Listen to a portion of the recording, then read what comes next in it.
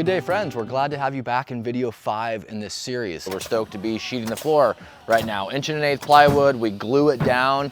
We use a construction adhesive subfloor product to glue that down, and then we're nailing it in with 2.5-inch ring shanked galvanized nails. I pay a little bit extra for galvanized because they hold a lot better. Everybody always says, Derek, there's no way you can build ADUs for $100 a square foot. And that's kind of what spurred this series. I just figured, you know what? I'm gonna build this. I'm gonna put a video out at least once a week, sharing the whole process, my simple design, the costs. I'm gonna share with you the subcontractors that I use. On the last video, the inspector gave us the green light on the underfloor framing and plumbing. So now we're gonna start framing. We're going with a tight nailing pattern, 6 inches on any of the seams, 12 inches in the field with a 0131 2.5-inch galvanized ring shank.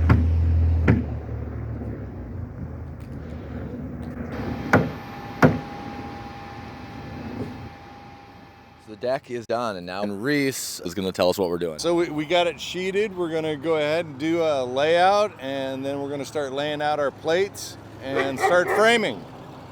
Whoa, big dog. What's the most important part as we get started? So making sure you're square. This is the point where if your foundation's off a little bit, you can adjust it with your lines. So you want to make sure your lines are all square and straight. Standing walls up.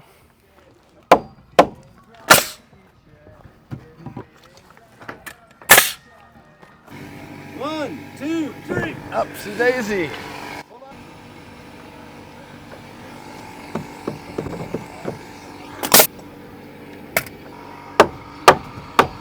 We're finally making some progress. So the first thing we did was snapped out the lines for the edge, squared up the building. Pete went around and did plating, which is laying the bottom plate and the top plate out on the outside edge of the building and marking out all the window and door openings. Just got the first wall up. We set it a little past plumb, so these balloon frame gable walls will be easy to stand. They won't rub on the way up. We're also laying out the interior walls at the same time. Most of those are 2x4. We do use 2x6 for interior walls on a bathroom, just so there's more room for plumbing. Steve just dropped off all the rest of our material for the build. Here's our wall sheathing, the floor sheathing for the loft or the back unit. We're short a few 2x12s for our roof rafters. This is going to be a stick frame roof. We're not using trusses. And I'll make sure to detail that whole portion of the build. You want to build failure into your plan. It's kind of nice to show up for a couple hours once a week by yourself and walk around and make small adjustments. I'd like to say we've done this so many times we never make a mistake, but that's not true.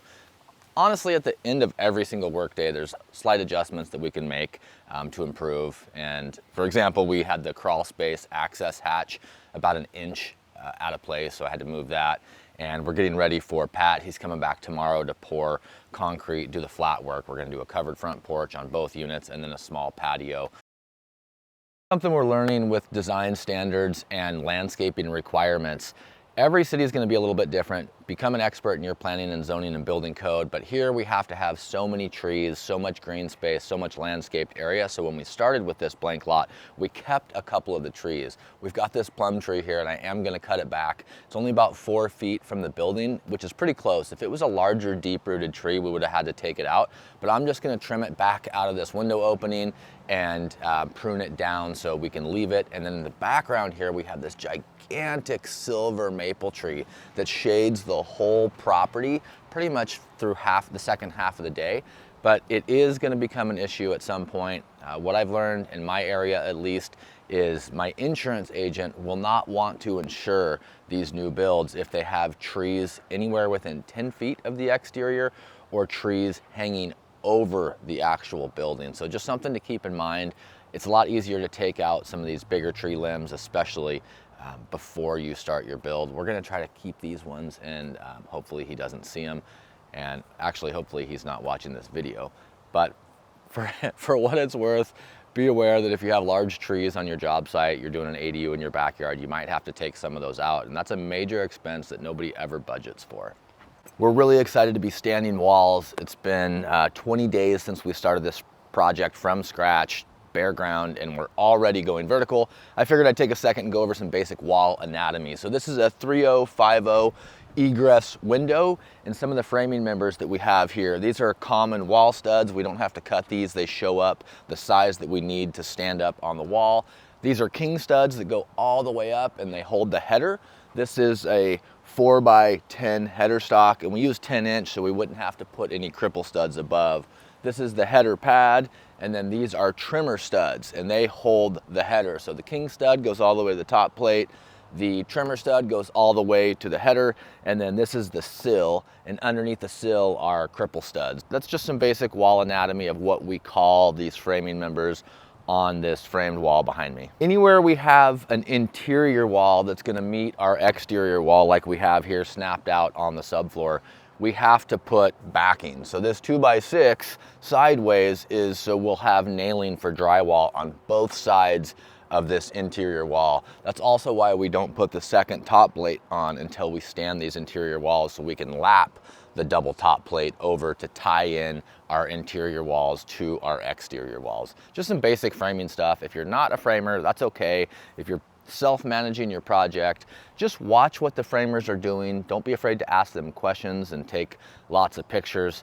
This is stuff that I've learned over the years from Pete and from Reese and other people I've worked with. If you work beside your contractor or your framer, if they'll let you actually come out and work with them, that's the best way to learn. Over here we have a covered front porch. There's gonna be 6x6 posts that hold up our gable. Above the porch covered area is gonna be a storage spot. And we're getting ready to do the flat work. Pat will be here tomorrow to set concrete, the rest of the rebar, and then we're gonna pour and just do a simple broom finish. There'll be a sidewalk all the way out to the public right of way, and this place is gonna have a nice little charm. I'm gonna divide it in two with a fence to kind of designate the different pet areas for each unit. And the entrance to this house is gonna be on foot via the sidewalk over to the parking area. So kind of unique, but when you're building small infill housing developments, you have to get creative about where your parking is gonna be and where your entrance is gonna be. We had two options. One was a footpath behind the front ADU, and the other option was right beside the ADU on the sidewalk, and that seemed to be the path of least resistance. So that's what we're doing. Out front here is our other covered front porch. So the entry door to this unit is gonna be right here, and we'll come out onto a covered front porch.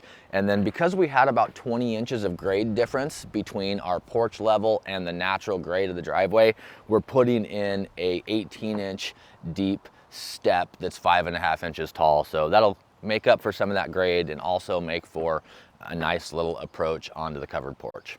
All right, busy job site. Porches are getting ready to be poured. Framers are in the background. Nail gun music, one of my favorite sounds. I think we've got about 10 guys on site right now. Firing up the pump. Starting here on the front porch. Sometimes when we're managing a project, we have days like this where everybody's walking on everybody. We're about to have wet concrete. But to cancel one sub for a day or two to let another sub come in is just not realistic when we're trying to do this in 90 days. Here's the front porch of the front unit getting ready to be pumped. We have our rebar doweled in to the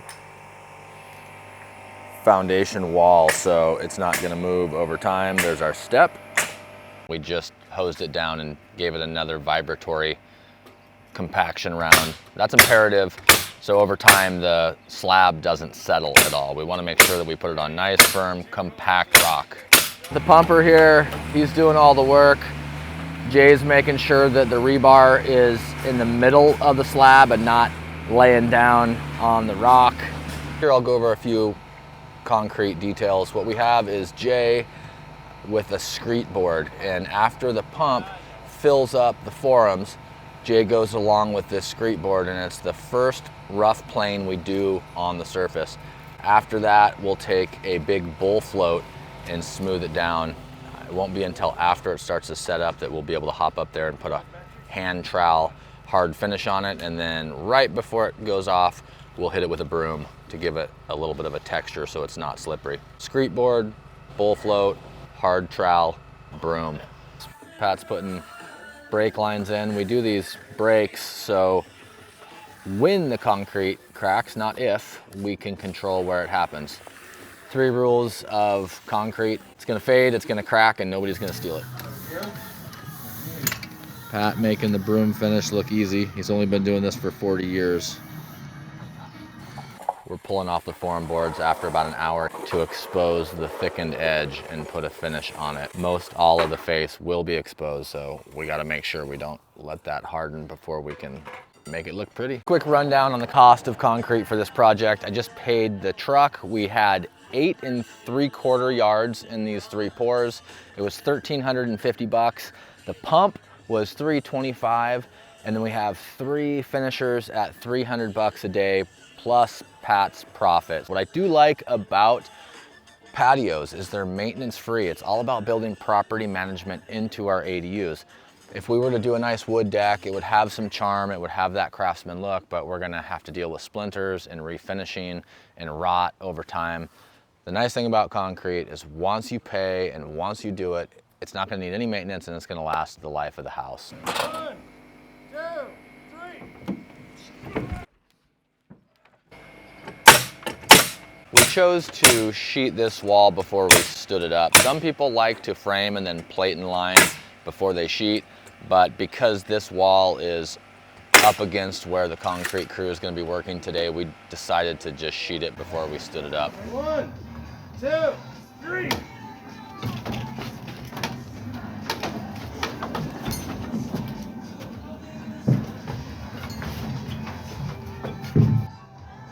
Got Reese over here tying in the top plates, Chris nailing off the bottom plate. That's our bedroom 5040 egress window. We tried to set up the design of the window walls for privacy and natural afternoon sunlight. This is the shared wall between the 2 units. We opted to go with no windows here. It's the shady side of the building. It'll give the tenant plenty of room to put something up on the wall, say a TV or of the like. And then all the afternoon sun is gonna be on this wall and this wall. So that's where we put our windows. And then there'll also be a big window up in the gable end of the loft that's gonna let afternoon light just fill this space. Always keep in mind space and access. So if you're building an accessory dwelling unit in your backyard per se, and there's not good access, not only is it gonna be hard to carry all the material back there individually, one piece at a time by hand, but there's also an issue when it comes to where do you put your porta potty? Where do your subcontractors park? Where does the concrete truck park when it shows up? Where does the pump go? So these puzzle pieces are easy to forget until they all show up at once and you're running around like a crazy person. That's a wrap for video 5. Thanks so much for sticking around to the end. Feel free to like and subscribe. It really does help the channel, and we'll see you on the next video.